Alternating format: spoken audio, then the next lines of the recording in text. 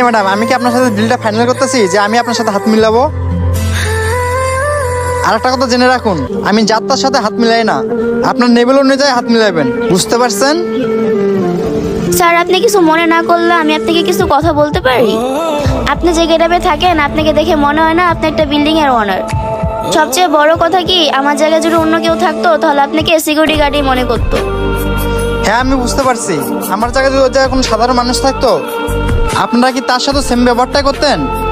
By the way madam, আপনি যেন কি বললেন আমি সাধারণ পোশাক পরে থাকি? সেটা আমার পার্সোনালি ব্যাপার, আর আমি সাধারণভাবে চলতে পছন্দ করি, তাই আমি সর্বদা সাধারণ পোশাক পরেই থাকি।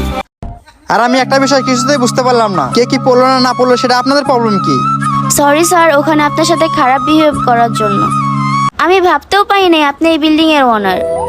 সরি স্যার, ওখানকার ব্যবহারের জন্য আমরা আন্তরিকভাবে দুঃখিত। আপনি কিছু মনে করবেন না স্যার, আমরা না বুঝে শুনে আপনার সাথে এমন ব্যবহার করছি।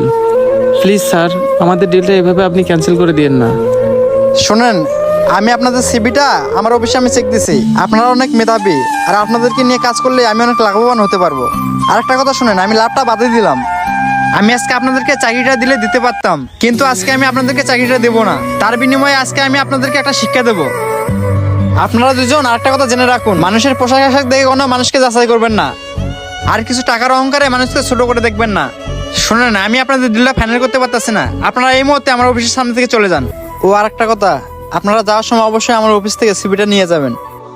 স্যার আমি আপনাকে শেষবারের জন্য অনুরোধ করতেছি, আপনি আমাদের ডিলটা ক্যান্সেল করবেন না।